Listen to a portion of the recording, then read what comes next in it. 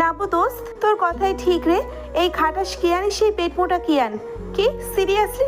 ও মাই god, আমি এমন কিছুই ভাবছিলাম, তবে আমার ভাবনা যে এভাবে মিলে যাবে কখনো ভাবিনি। তোর এসব আজে বাজে ভাবনায় সবসময় মিলে যায়, তুই আর কখনো কিছুই ভাববি না। অপবাদ দেশ কেন? তুই অপবাদ ভাবছিস কেন? দেখ, তোর সাথে কথা বলাই মুশকিলের। তো বলিস না কথা, ব্রেকআপ তোর সাথে আমারও। তাদের কথার মাঝে ক্লাসে কিয়ান ক্লাস নিতে প্রবেশ করে। নীলার এমনিই মেজাজ খারাপ ছিল, তার মাঝে কিয়ান বলে ওঠে, মিস নীলা, নেক্সট প্রেজেন্টেশন আপনি দিবেন। স্যার আমি?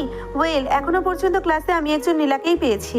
নীলা সবার অলোকে মুখ ভেঙচি দেয়। কিয়ান সেটা লক্ষ্য করে বলে, বাকি ক্লাসটা দাঁড়িয়ে থাকবেন মিস। কি? আমি কি করেছি? শাস্তি দিচ্ছেন কেন? আপনি কি করেছেন সেটা আপনি ভালোই জানেন, অযথা কথা বাড়িয়ে ক্লাসের সময় নষ্ট করবেন না।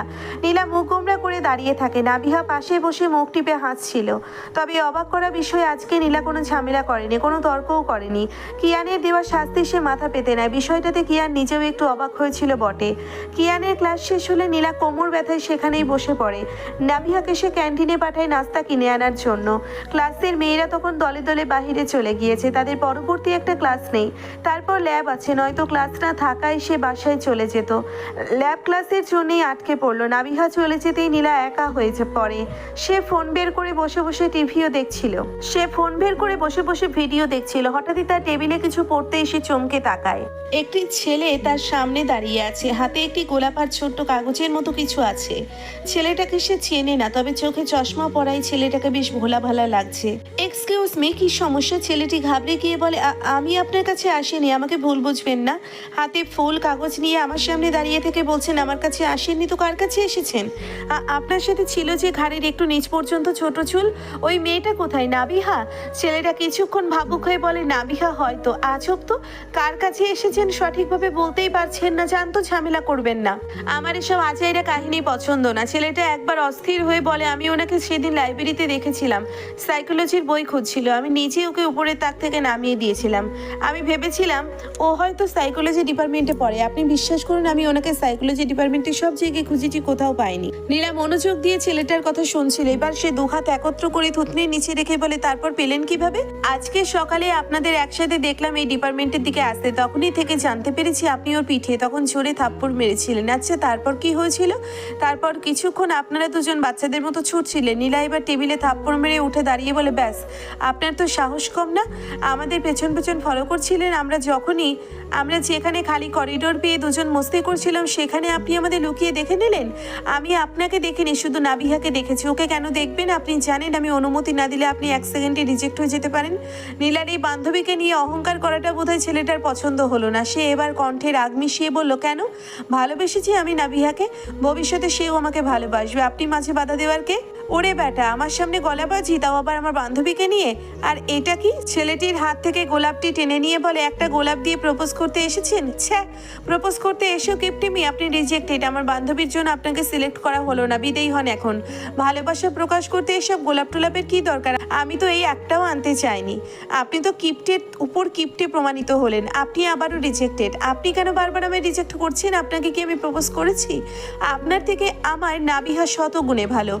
আমার নাবিহা? তবে রে। নীলা আশেপাশে তাকিয়ে নাবিহার স্কেলটা পেয়ে ছেলেটার দিকে তেড়ে আসতেই ছেলেটি দৌড় লাগায়। নীলাও তো ছেড়ে দেবার পাত্রী নয়, সেও পেছনে ছুটতে থাকে, মুখে বিড়বিড় করতে থাকে, আমার বান্ধবীকে প্রপোজ করতে এসে আমার সাথে ঝগড়া করছে। আমি তো তোকে দুলাভাই হিসেবে 100 বার রিজেক্ট করব। শালা কিপটে কোথাকার। ছেলেটি দৌড়তে দৌড়তে বলে ওঠে, নেক্সট বার আমি শুভ্র চৌধুরী সরাসরি আপনার বান্ধবীর সামনে হাজির হব, তবুও ভুলেও আপনার সামনে আর পড়বো না। নীলা দৌড়তে গিয়ে হঠাৎ কারোর সাথে ধাক্কা খায়। টনটনে ব্যথাযুক্ত নাকে হাত থেকে রাগান্বিত দৃষ্টিতে তাকিয়ে দেখে সামনে কিয়ান দাঁড়িয়ে আছে। কিয়ান বিরক্তি নিয়ে বলে, সমস্যা কি তোমার? বাচ্চা বসে আছো তুমি, এভাবে দৌড়চ্ছ কেন? ছেলেটি কে ছিল? প্রেমিক? কি? দেখেননি, হাতে ফুল আর প্রেমপত্র ছিল, তবে আমার স্ট্যান্ডার্ডে মেলেনি, তাই তাড়িয়ে দিয়েছি। তোমার স্ট্যান্ডার্ডে কেমন ছেলে আছে শুনি? কেন, পাত্র খুঁজে দিবেন? দেখুন, এমনি বাবার জ্বালাই বাচ্ছি না, আপনি আর পিছনে লাগবেন না। বেয়াদবের মতো কথা বলছো কেন? আমি তোমার শিক্ষক হই, ভুলে গেছো? তা কোন ধরনের শিক্ষক একজন ছাত্রীর প্রেমিকের স্ট্যান্ডার্ড জানতে আসে শুনি? আপনি যেভাবে প্রশ্ন করেছেন আমিও সেভাবেই উত্তর করেছি। কিয়ান কিচ্ছু বলতে যায়, তখনই তার ফোন বেজে ওঠে। নীলার দিকে একবার তাকিয়ে সে ফোন রিসিভ করে। নীলা চলে না গিয়ে সেখানে দাঁড়িয়ে তাদের কথা শুনতে থাকে। কিয়ারা বাড়ি চলে এসেছো তুমি? আচ্ছা আমি বাড়ি ফিরছি, শীঘ্রই অপেক্ষা করো। কথা শেষ করতেই দেখে নীলা কৌতূহল দৃষ্টিতে তাকিয়ে আছে। কিয়ানের কথা শেষ হতেই দেখে নীলা বলে, ফোনে কে ছিল? তোমাকে কেন বলবো? তার মানে আমি ঠিক ধরেছিলাম, আপনি শুধু বুড়োই নয়, বিয়াত্তা বুড়ো একটা। বউ ফোন করেছিল না?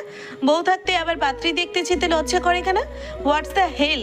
Could you shut your mouth please? No. Kian বিরক্তি নিয়ে সেখান থেকে চলে যায়। সে যেতেই নীলা আবার মুখ ভেঙচি মেরে বলে, দেখতে সুন্দর হলে কি, মনটা তো কুৎসিত। বাড়িতে বউ রেখে আবার মেয়ে দেখতে চলে এসেছিল, লিচু ব্যাডা একটা।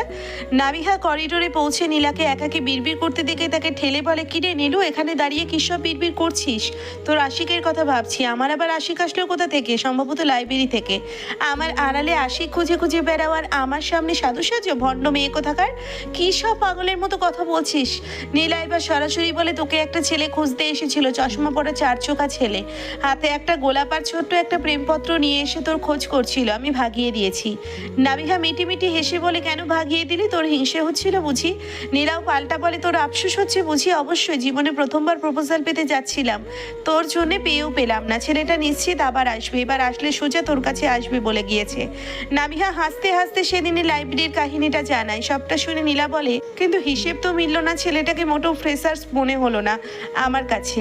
কি জানি ভাই, তবুও তো তুই স্কেল দিয়ে তাকে দৌড়ানি দিলি। তবে আমি তো জুনিয়র ভেবেই সেদিন কত কি শুনিয়ে দিয়েছিলাম। এখন যদি শুনি আমাদের সিনিয়র, তখন কি হবে? কচু হবে। এই নীলা থাকতে নো টেনশন বেব, সকল বিপদকে তোর থেকে দূরে সরিয়ে দিব আমি। I know, by the way, আমি আসার সময় দেখলাম কিয়ান স্যারকে যেতে দেখা হয়েছে নাকি? কি বলবো? কি বলবে? লেকচার দিল, আমায় পেয়েছে, আমাকে শুধু লেকচার দিতে। নাবিহা মুচকি হেসে বলে, বিয়েটা হলে লেকচার না দিয়ে উঠতে বসতে ভালোবাসা দিত। হ্যান্ডসাম জামাই পেতি তুই, ডায়মন্ড ফেলে তুই এখন কোন কয়লার খুঁজে বসে আছিস কে জানে। ডায়মন্ড বলিস? ভুল, তুই। ওনার বউ আছে, ফোনে বলছিল বাসায় অপেক্ষা করতে। তুমি নিশ্চিত সেটা ওনার বউ? তুই নিশ্চিত সেটা ওনার বউ? 1000%। কি সুন্দর তুমি করে, কি নরম স্বরে কথা বললো। বউ না হলে এভাবে বলতো নাকি?